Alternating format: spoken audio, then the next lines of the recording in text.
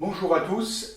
La dernière fois que j'ai partagé donc un texte, c'était sur le thème d'être croyant, chrétien ou bien un disciple. Voilà, et nous avions vu plusieurs personnages, ces personnages qui étaient donc Élymas, faux prophète juif, et qui faisait des miracles et que l'apôtre Paul a fait taire puisqu'il s'opposait en fait au témoignage des disciples, au témoignage des apôtres vers le proconsul, et donc Élymas a été rendu aveugle par l'apôtre Paul, en fait par Dieu. L'apôtre Paul a prononcé cette condamnation sur sa vie pour qu'il ne puisse plus empêcher l'œuvre de Dieu. Pourtant Élymas se faisait appeler aussi Bar Jésus, fils de Jésus. Il était un faux prophète juif, nous dit la parole de Dieu, et cet homme, il voulait se faire passer pour un croyant, mais en fait il n'était croyant, il était surtout un fils du diable, c'est ce que nous dit le texte,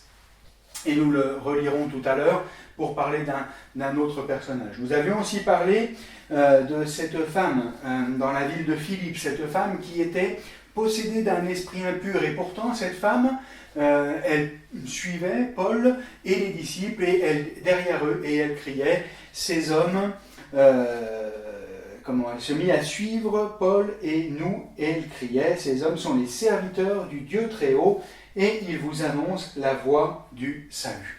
Elle disait des choses vraies, elle disait des vérités, et on aurait pu même croire que cette femme était une croyante, en tout cas, elle faisait de la publicité aux disciples qui étaient là, et pourtant cette femme était possédée d'un esprit impur. Et l'apôtre Paul, au bout de 3 jours, il a chassé l'esprit, il a délivré cette femme a été renvoyée libre, et vous savez la suite, Paul et les disciples ont été emprisonnés dans cette ville de Philippe, ce qui a permis ensuite la conversion du geôlier, le témoignage de l'évangile. Le troisième personnage dont nous avions parlé, c'est Simon, qui était lui aussi un magicien, qui était dans cette ville de Samarie. Il exerçait la magie, et il exerçait une magie puissante, puisque les Samaritains disaient, cet homme possède la puissance de Dieu, celle qu'on appelle la grande. Voilà. Et quand Philippe, l'évangéliste, est venu dans cette ville de Samarie, et qu'il a commencé à prêcher l'évangile, cet homme a été touché.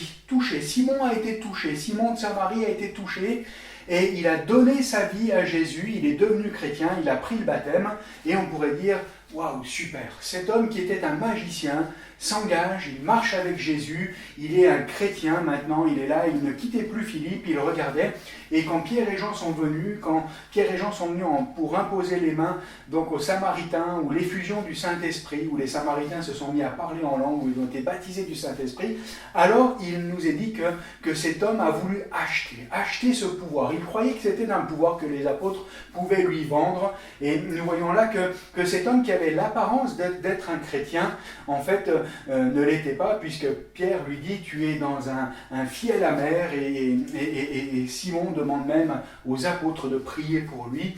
Voilà. Et le quatrième personnage dont nous avions parlé, c'était Ananias et son épouse Saphira, qui étaient des chrétiens de Jérusalem, et qui, comme beaucoup d'autres, ont vendu leurs biens, ont donné l'argent pour que cet argent soit réparti pour les pauvres, voilà, pour permettre à chacun de pouvoir vivre correctement. Mais le problème, en fait, de ce couple, c'est qu'ils avaient gardé dans leur cœur l'amour de l'argent. Et simplement, voilà, je posais cette question en disant, nous pouvons être croyants, nous pouvons être chrétiens, mais sommes-nous des disciples de Jésus? Et ce qui est important, c'est d'être un disciple de Jésus-Christ. Et j'avais défini simplement en prenant ce texte dans Matthieu 4 au verset 17, où Jésus dit, dès ce moment, Jésus commença à prêcher et à dire, repentez-vous, car le royaume de Dieu est proche. Pour être un disciple de Jésus, premièrement, il faut se repentir de sa vie passée, se repentir de ce que nous sommes, de ce que nous étions. Il y a besoin de cette repentance, de cette action du Saint-Esprit dans notre cœur, de cette action du Saint-Esprit dans nos pensées, voilà, qui nous transforme et qui nous donne de rejeter toutes les mauvaises choses que nous sommes, que nous avons, notre mauvais caractère, nos mauvaises habitudes, nos mauvaises actions. Nous avons besoin d'être transformés par le Saint-Esprit et cette transformation commence par la repentance. C'était le premier point. Et le deuxième point, dans Matthieu 4, verset 19, juste un petit peu après, Jésus leur dit « Suivez-moi et je vous ferai pécheurs d'hommes ». Voilà, le disciple, c'est celui qui a vécu cette repentance dans sa vie et celui qui ensuite marche à la suite, marche dans les pas de Jésus. Voilà, c'était les 4 personnages que nous avions partagés et nous avions terminé avec ce verset de Galates 2:20 qui dit « J'ai été crucifié avec Christ, ce n'est plus moi qui vis, c'est Christ qui vit en moi, et ce que je vis maintenant dans mon corps, je le vis dans la foi au Fils de Dieu qui m'a aimé et qui s'est donné lui-même pour moi.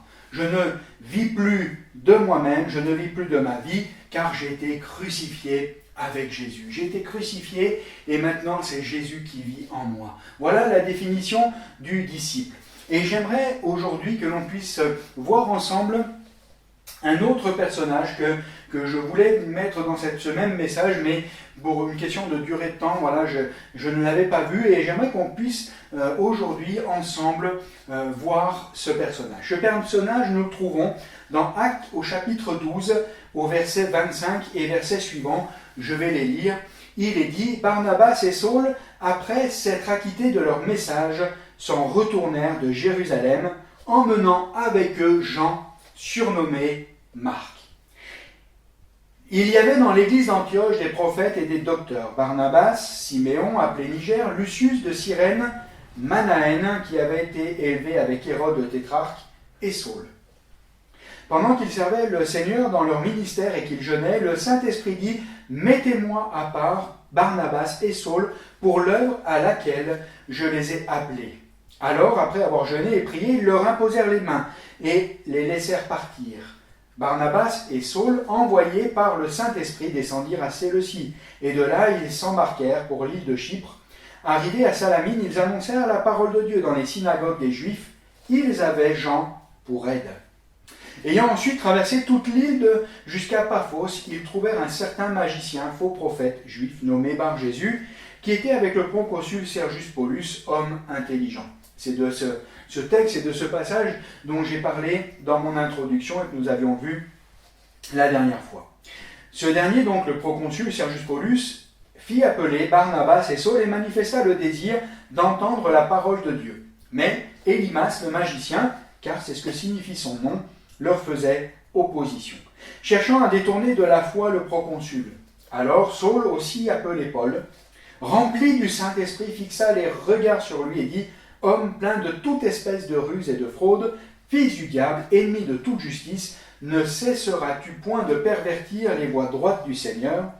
Maintenant voici la main du Seigneur est sur toi, tu seras aveugle et pour un temps tu ne verras pas le soleil. » Aussitôt l'obscurité et les ténèbres tombèrent sur lui et il cherchait en tâtonnant des personnes pour le guider. Alors le proconsul, voyant ce qui était arrivé, crut, étant frappé de la doctrine du Seigneur. Paul et ses compagnons s'étant embarqués à Paphos, se rendirent à Perge en Pamphylie, et Jean se sépara d'eux et retourna à Jérusalem. Nous voyons dans ce texte qu'au départ, Jean, surnommé Marc, est parti et a marché à la suite de Barnabas et Saul. Il s'est engagé avec eux dans ce voyage missionnaire. Il a vu des choses extraordinaires. Il a vu l'action de Dieu. Il a vu ce proconsul se tourner vers Jésus. Il a vu ce magicien être confondu par l'apôtre Paul et la puissance de Dieu le condamner. Mais il est dit qu'après avoir vu tout cela, je ne sais pas pourquoi, mais ce jeune homme s'est séparé d'eux et est retourné à Jérusalem. Pourquoi s'est-il séparé des apôtres? Peut-être par crainte, peut-être par peur, peut-être aussi parce qu'il est parfois difficile d'aller, même quand on voit les miracles de Dieu, on voit l'opposition aussi qui est là, et peut-être que ce jeune homme a eu peur et qu'il a préféré retourner à son confort à Jérusalem. Le problème, c'est que ce jeune homme ne s'est pas engagé pleinement. Ce jeune homme a commencé le voyage et il s'est arrêté en cours de route. Et nous voyons dans Actes, au chapitre 15 et les versets 37 et 38, nous allons les lire maintenant. Il est dit, Barnabas voulait emmener aussi Jean, surnommé Marc, mais Paul jugea plus convenable de ne pas prendre avec eux celui qui les avait quittés depuis la Pamphylie et qui ne les avait point accompagnés dans leur œuvre. Voilà. Nous voyons que ce jeune homme n'a pas été au bout de son engagement, il a quitté les apôtres, et on voit qu'entre Barnabas et Saul, cela a créé, entre l'apôtre Paul et Barnabas, cela a créé un désaccord. Voilà. Paul ne voulait pas reprendre avec lui quelqu'un sur qui il ne pouvait pas compter, c'est quelqu'un sur qui il ne pouvait pas s'appuyer. Et j'ai envie de dire que quelque part, est-ce que Jésus peut compter sur moi? Est-ce que Jésus peut compter sur mon engagement? Je lui ai dit un jour, Seigneur, je te donne ma vie. Seigneur Jésus, je m'engage à te donner ma vie. Mais combien de fois, sur mon chemin, j'ai repris cet engagement? Combien de fois j'ai dit, Seigneur, pas aujourd'hui? Seigneur Jésus, pas maintenant. Seigneur, aujourd'hui, tu vois, j'ai d'autres choses à faire. Aujourd'hui, j'ai d'autres occupations.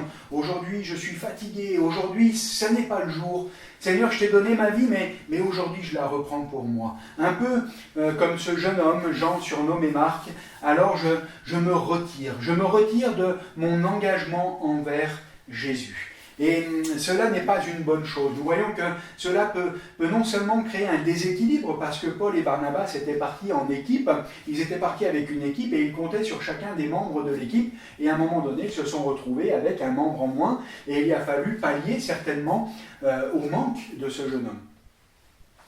J'aimerais simplement qu'on puisse réfléchir sur nos propres vies, réfléchir sur ce que nous sommes et sur nous-mêmes, sur notre marche avec Jésus. Suis-je un disciple et est-ce que je réponds à cet appel de Jésus? Suivez-moi, suivez-moi. Est-ce que je marche toujours derrière Jésus ou est-ce que parfois je me mets de côté? Je crois que j'ai besoin dans ma vie de m'engager plus en profondeur et d'une manière peut-être plus sérieuse, en prenant peut-être plus au sérieux le poids de l'engagement, de mon engagement envers Jésus. J'aimerais quand même avoir cette parole qui, dans 2 Timothée au chapitre 4 et le verset 11, il est dit, et c'est l'apôtre Paul qui parle à Timothée, il lui écrit cette lettre et il lui dit « Luc seul est avec moi. Prends Marc et amène-le avec toi, car il m'est utile pour le ministère. » Nous voyons que quelques années plus tard, Paul a pardonné, a oublié ce qui s'était passé quelques années auparavant. Et Paul a vu que ce jeune homme, Jean, surnommé Marc, avait fait des progrès. Peut-être que le fait que Barnabas ensuite l'ait emmené avec lui, certainement qu'il l'a aidé à grandir dans sa foi, grandir dans son engagement. Et quand l'apôtre Paul a été abandonné de tous, il dit que celui qui est resté avec lui, quand tous sont partis, il dit à Timothée, quand tu vas venir me voir, emmène avec toi Marc, car il m'est utile pour mon service, il m'est utile pour mon ministère, pour mon service pour Jésus. Et nous voyons que Paul donne une seconde chance, et je dis une seconde, mais c'est peut-être une troisième, une quatrième, une cinquième, je ne sais pas. Et combien de fois dans ma vie j'ai eu besoin que Dieu me redonne une seconde chance, et à chaque fois Dieu m'a redonné une seconde chance. J'aimerais simplement te dire aujourd'hui que si dans ta vie tu as peut-être fait une marche arrière à un moment donné, peut-être que si dans ta vie tu as, si tu n'as pas tenu ton engagement avec Jésus de marcher à sa suite, j'aimerais te dire que aujourd'hui, Jésus veut te donner une nouvelle chance. Jésus t'appelle à nouveau à marcher à sa suite. Jésus t'appelle de nouveau à te repentir de ta vie passée et à t'engager à marcher avec lui. Je crois que cela est possible. Nous pouvons nous engager avec Jésus. Mais est-ce que nous nous engageons à 10%, à 20%, à 30%, 50%, 70%, 80%, 90%? J'ai envie de dire que Jésus n'attend pas de nous un engagement à 99%, mais Jésus attend de nous un engagement à 100%.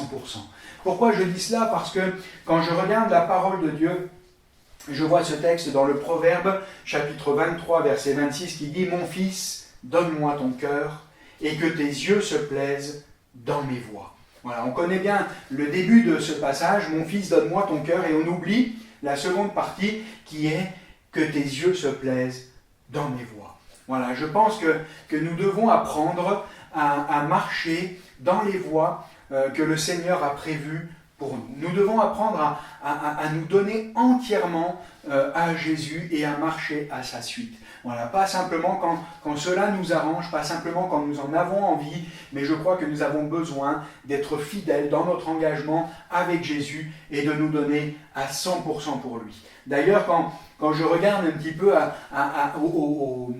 l'exemple de Jésus lui-même dans la parole de Dieu, je vois que Jésus a donné tout ce qu'il avait. Et je veux même aller plus loin.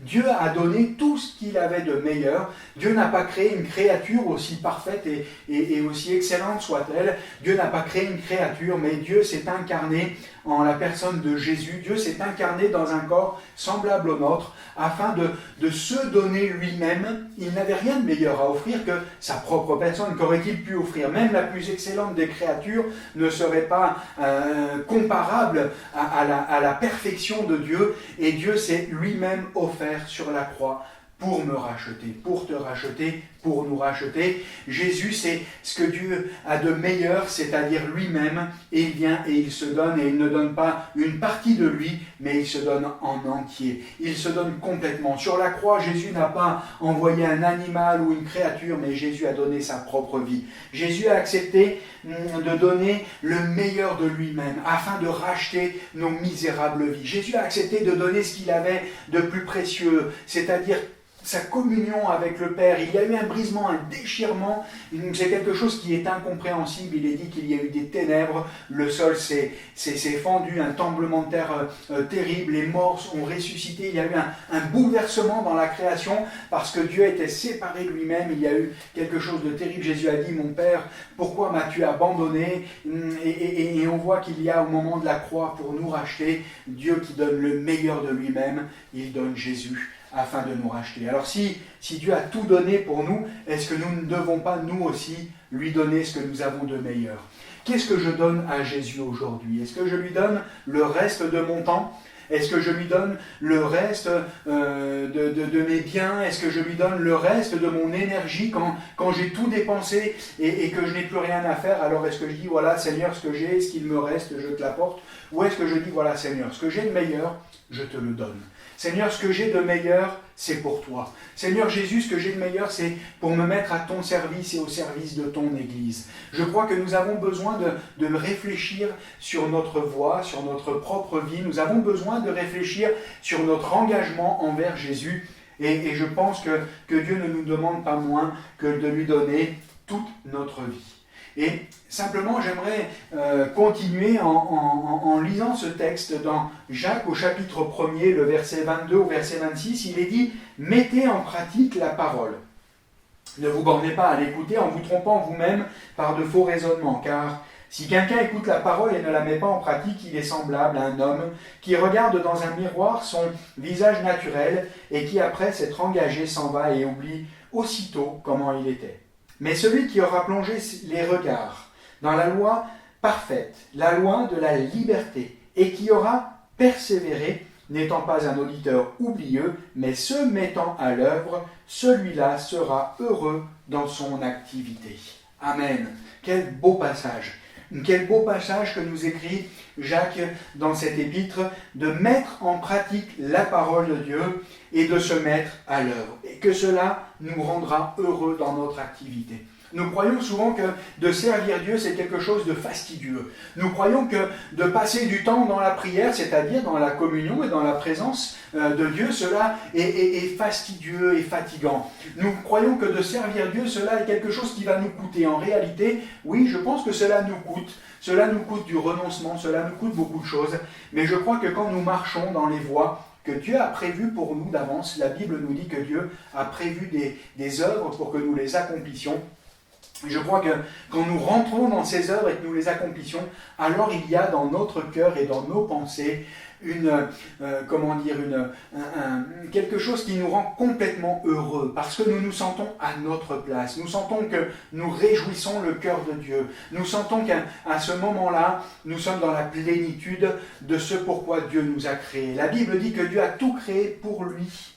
Et nous avons aussi été créés pour Dieu. Alors quand je sers Dieu, quand je m'engage à lui donner ma vie à 100%, je crois que là je peux rentrer dans cette plénitude et dans ce bonheur parfait. À chaque fois que je garde quelque chose pour moi, je crois que ma part de bonheur et ma part de joie, alors en est autant enlevée, parce que je ne suis pas dans le plan que Dieu a prévu pour ma vie. Et quand je ne suis pas dans le plan que Dieu a prévu pour ma vie, forcément, il y a dans mon cœur comme un tiraillement et comme quelque chose et une insatisfaction permanente. Voilà, je crois que le réel secret du bonheur, c'est d'abandonner nos désirs, c'est d'abandonner nos passions, d'abandonner notre péché qui nous rend malheureux.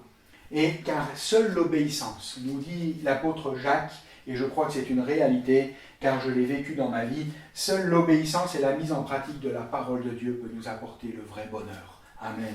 Voilà, si tu veux connaître le vrai bonheur, alors non seulement donne ta vie à Dieu, mais engage-toi à 100%. Ne garde rien, donne-lui tout. Pour personnellement, c'est un travail que je fais sur moi-même, à lui donner toujours plus de ma personne, toujours plus de mes pensées, toujours plus de mon temps. Cela ne veut pas dire que je vais arrêter de travailler, cela ne veut pas dire que je n'ai pas des moments de détente, cela ne veut pas dire qu'en permanence je suis en train de prier ou en train de lire la Bible, mais mes pensées sont tournées vers Dieu. En permanence, je travaille à orienter mes pensées vers Dieu. Tout le temps, je cherche à m'engager un peu plus avec Jésus. Je crois que cela est important. Et comment le faire, ça n'est pas évident, parce que ma propre chair, ce que je suis, ma propre nature me pousse à toujours m'éloigner de Dieu. Voilà. Dans le jardin d'Éden, ça n'est pas Dieu qui s'est éloigné de l'homme. Souvent, on croit qu'à cause du péché, Dieu nous tourne le dos. Ça, je ne crois pas que ça soit une réalité. La Bible nous dit que dans le jardin d'Éden, quand Adam et Ève ont péché, il est dit que le soir même, Dieu est venu dans le jardin comme à son habitude, et il a appelé Adam et Ève. Il les a appelés. Et Adam lui a dit, nous sommes là, nous nous sommes cachés. Et Dieu l'amène à réaliser son péché. Et le pousse même à confesser son péché. Il lui dit, mais pourquoi t'es-tu caché? Et Adam lui répond, parce que je suis nu. Et Dieu va plus loin encore et le pousse encore un peu plus loin. Il lui dit, mais pourquoi? Qui t'a révélé que tu étais nu? Et là, Adam lui livre son péché. Mais ce que je ne vois pas dans la Genèse et avec Adam et Ève, c'est une repentance profonde. De dire, Seigneur, je te demande pardon. J'ai mal agi, j'ai désobéi, je me suis détourné de toi, je me suis désengagé de toi. Je ne vois pas cette attitude de cœur chez Adam et Ève, et que nous puissions, nous, avoir cette attitude de cœur, comme Jésus le dit dans Matthieu 4, repentez-vous et suivez-moi. Pour conclure, j'aimerais simplement que nous puissions ensemble lire ce texte de la deuxième épître de Paul aux Corinthiens, au chapitre 10, les versets 3 au verset 6. Il est dit, si nous marchons dans la chair, c'est-à-dire dans notre corps physique, dans notre corps charnel, nous ne combattons pas selon la chair. Car les armes avec lesquelles nous combattons ne sont pas charnelles, mais elles sont puissantes par la vertu de Dieu pour renverser des forteresses. Nous renversons les raisonnements et toute hauteur qui s'élève contre la connaissance de Dieu, et nous amenons toute pensée captive à l'obéissance de Christ. Je crois que c'est là où il y a quelque chose d'important à réaliser. Nous ne combattons pas selon la chair. Je veux m'engager à 100% avec Jésus, mais tellement de choses m'attirent en arrière. Le moyen de pouvoir m'engager plus avec Jésus, c'est de laisser le Saint-Esprit agir en moi et au travers de moi. Nous ne combattons pas selon la chair, mais nous marchons selon l'Esprit en amenant toute pensée captive à l'obéissance de Christ. Je veux que mes pensées soient soumises à l'action du Saint-Esprit dans ma vie. Je veux que mes pensées soient soumises à la volonté de Dieu. Non pas ce que je veux, Jésus a dit, mais ce que tu veux. À Gethsémane, Jésus a demandé à Dieu si cette coupe pouvait s'éloigner de moi. On voit que Jésus aussi avait un corps semblable au nôtre, et il nous donne par ce témoignage de la parole de Dieu qu'il a eu ce combat en lui-même et qu'il a dû combattre dans la prière avec les armes spirituelles. Il a combattu en disant si cette coupe pouvait s'éloigner de moi, si je pouvais ne pas aller jusqu'à la croix, si je pouvais ne pas être torturé. Et qui d'autre, est-ce que ça n'est pas la prière que l'on ferait? Je ne veux pas être battu, méprisé, rejeté, je ne veux pas être torturé parce qu'à la croix Jésus meurt, mais Jésus meurt dans d'atroces souffrances. Et avant, il y a eu de la torture psychologique et physique, bien évidemment, et nous voyons que Jésus, à ce moment-là, sait où il va, et il demande au Père si cette coupe pouvait s'éloigner de moi. Ça, c'est les pensées charnelles, c'est les pensées de sa chair, de son corps. Et on le comprend, et nous avons les mêmes pensées bien souvent. Seigneur, si ce service pouvait être confié à quelqu'un d'autre, Seigneur, si cette difficulté pouvait m'être enlevée, Seigneur, si cette maladie pouvait m'être retirée, Seigneur, si cette infirmité, tu pouvais me la guérir, alors je te servirai. Moi, je crois que ça n'est pas là la bonne prière à faire, mais je crois que la bonne prière à faire, c'est celle de Jésus. Toutefois, non pas ma volonté, Seigneur, mais ta volonté. Amen. Le Saint-Esprit veut nous aider à rentrer dans notre destinée. Le Saint-Esprit veut nous aider à rentrer dans la destinée qui est la nôtre, celle que Dieu a prévue d'avance pour nous. Si nous luttons par nos propres forces, nous n'allons pas y arriver. Mais avec l'aide du Saint-Esprit, alors nous pouvons amener nos pensées captives jusqu'à l'obéissance et un engagement total de notre vie pour servir Jésus. Voilà, simplement ce message pour nous encourager ensemble à nous engager et à nous donner à 100% pour Jésus. Amen. Soyez bénis, bonne journée et à bientôt.